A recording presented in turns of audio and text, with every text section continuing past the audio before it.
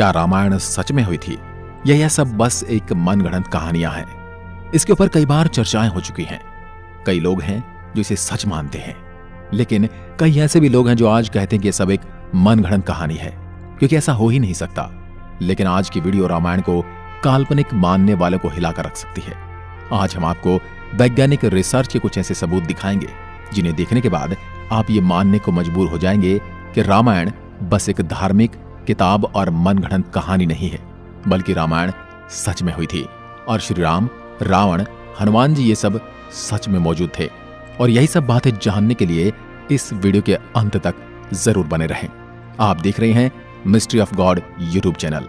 ऐसे ही इतिहास का नॉलेज लेने के लिए इस चैनल को सब्सक्राइब कर सकते हैं।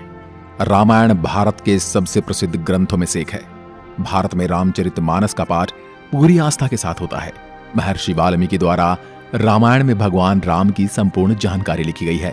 और लेकिन कुछ लोग भगवान के होने पर ही सवाल उठाते हैं और रामायण को केवल कहानियों से भरी किताब मानते हैं। रामायण के अनुसार भगवान राम ने अधर्मी रावण को मारकर धर्म की स्थापना की थी। ज्यादातर लोगों का सवाल होता कि क्या भगवान राम वाकई धरती पर पैदा हुए थे?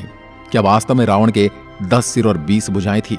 क्या हनुमान जी अपनी इच्छा से अपना रूप बदल सकते थे? और इन सब बातों की वजह से ही कई लोग रामायण को झूठ समझते हैं। मगर आज हम वैज्ञानिक अध्ययनों के आधार पर सिद्ध कर देंगे कि रामायण में वर्णित घटनाएं पूर्णतया सत्य हैं। नंबर 1, रामायण कालीन हवाई अड्डे।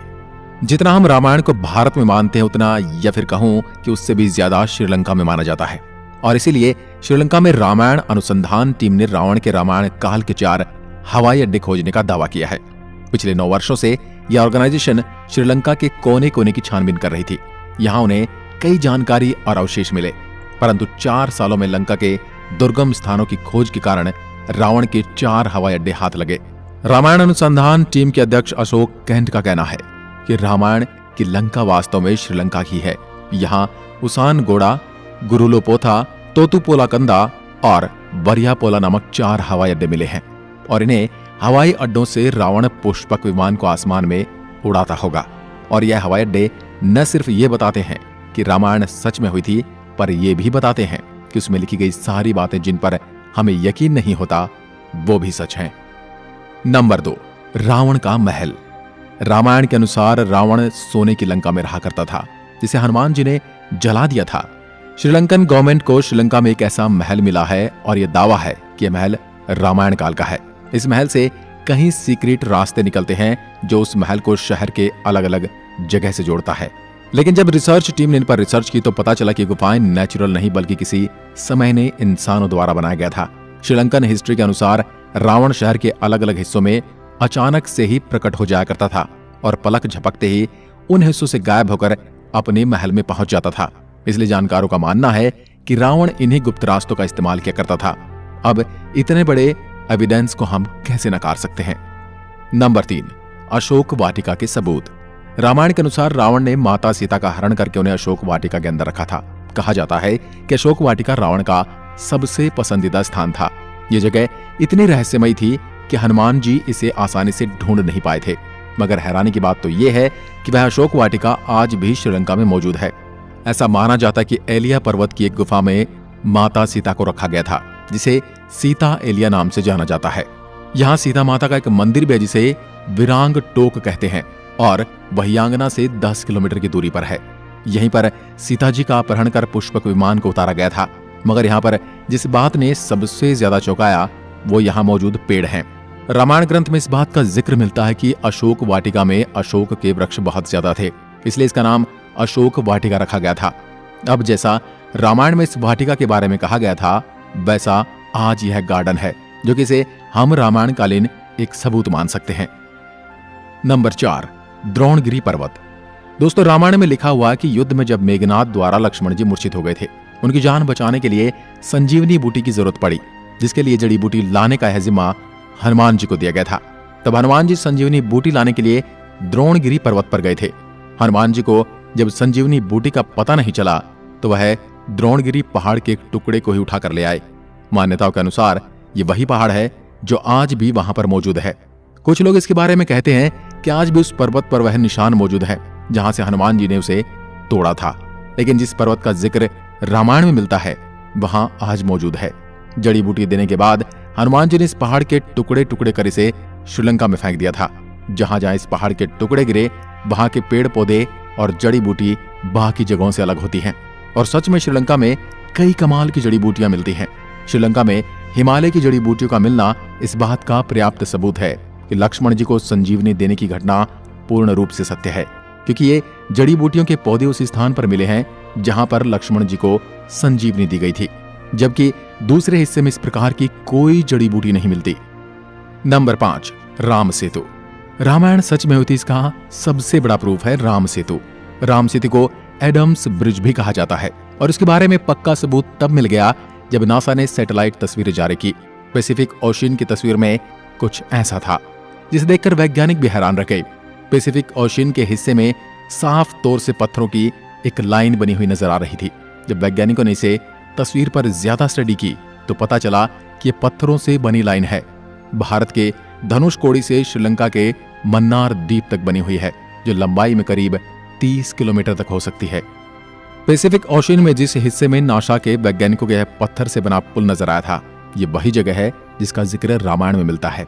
और अमेरिका के एक आर्कियोलॉजिकल रिसर्च टीम ने भी अपने रिसर्च में इस बात का दावा किया था कि तमिलनाडु और श्रीलंका के बीच मौजूद राम सेतु वो असल में एक मैन मेड ब्रिज है जो कई हजार साल पहले इंसानों ने बनाया था।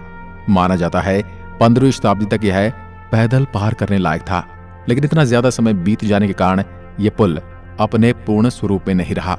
वैज्ञानिक दृष्टिकोण से इस फैक्ट को हम रामायण के एविडेंस के रूप में देख सकते हैं। नंबर 6, सुग्रीव की गुफा। बाली के डर से सुग्रीव जिस गुफा में रुके थे वह गुफा आज भी मौजूद है। रामायण के अनुसार बाली ने दुंदुबी नामक राक्षस को मारकर उसका शरीर कुछ दूर फेंक दिया था। हवा में उड़ते हुए दुंदुबी के खून की कुछ बूंदें मातंग ऋषि के आश्रम के ऊपर गिर गई। ऋषि ने अपने तप के बल से जान लिया कि किसकी हरकत है। फिर क्रोधित ऋषि ने बाली को श्राप दिया था कि कभी भी ऋषि के पर्वत के क्षेत्र में आएगा तो उसकी मृत्यु हो जाएगी। सुग्रीव को राज्य से निकाले जाने पर वह इसी जगह पर आए थे, क्योंकि वह जानते थे कि बाली यहां नहीं आ सकता। यहीं पर उनकी मुलाकात राम जी से भी हुई थी और बाद में राम जी ने बाली का वध किया था और सुग्रीव को किष्किंधा का राज्य सौंप दिया था। और ये सारी गुफाएं आज भी मौजूद हैं। नंबर 7, राम सेतु के पत्थर। भगवान राम ने समुद्र को पार करने के लिए बंदरों की सहायता से लंका तक पुल बना दिया था। कहा जाता है कि इस पुल के माध्यम से श्री राम की पूरी वानर सेना रावण से लड़ने लंका गई थी। मगर हैरानी की बात तो यह है कि राम सेतु में इस्तेमाल किए जाने वाले पत्थर आज भी मौजूद हैं। राम सेतु पुल के पत्थर पानी पर तैरते थे। रामेश्वरम में सुनामी के दौरान कुछ पत्थर जमीन पर आ गए थे। शोधकर्ताओं ने जब उन्हें दोबारा पानी में फेंका तो वह तैर रहे थे, जबकि दूसरे पत्थर पानी में डूब जाते थे। शोधकर्ताओं के अनुसार इसके लिए एक विशेष प्रकार के पत्थर का इस्तेमाल किया गया था, जिसे विज्ञान की भाषा में प्यूमाइस स्टोन कहते हैं। यह पत्थर पानी में नहीं डूबता और तैरने वाला यह पत्थर ज्वालामुखी के लावा से आकार लेते हुए अपने आप बनता है। ज्वालामुखी से बाहर आता हुआ लावा जब वातावरण से मिलता है तो उसके साथ ठंडी या उससे कम तापमान की हवा मिल जाती है। यह गर्म और ठंडे का मिलाप ही इस पत्थर में कई तरह से छेद कर देता है, जिस कारण यह पत्थर पानी में नहीं डूबता। अब इन पत्थरों के पीछे का विज्ञान भी रामायण के समय उनको पता था और उन्होंने इस तकनीक का उपयोग राम सेतु को बनाने में किया था। यह रामायण का एक पुख्ता और मजबूत सबूत है। नंबर 8, जली हुई लंका के सबूत। रामायण ग्रंथ के अनुसार हनुमान जी ने लंका के सोने की नगरी को जला दिया था, मगर अभी कुछ एविडेंस मिले हैं जिन्हें लेकर कहा जा रहा है कि लंका के जलने के सबूत आज भी वहां पर मौजूद हैं। जिस जगह पर श्रीलंका को जलाया गया था वहां की मिट्टी आज भी काली है, जबकि उसके आसपास की मिट्टी का रंग वैसा ही है जैसा कि नॉर्मली मिट्टी का होना चाहिए। बस इतने से इलाके में ही काली मिट्टी मौजूद है, जो कि जली हुई लंका के सबूत को बताती है। इस बात को भी हम एक इत्तेफाक कहकर टाल नहीं सकते। अब जब आपको इतने सारे प्रूफ दिए जा रहे हैं, यहां तक इतने सारे प्रूफ कोई इत्तेफाक नहीं हो सकते, तो इसलिए यही साबित होता है कि रामायण सच में घटित हुई थी। आपका क्या विचार है, हमें कमेंट में लिखकर जरूर बताएं। एक बार फिर मिलते हैं एक और ऐसी दिलचस्प वीडियो के साथ। तब तक के लिए नमस्कार। जय हिंद, जय भारत, जय श्री राम।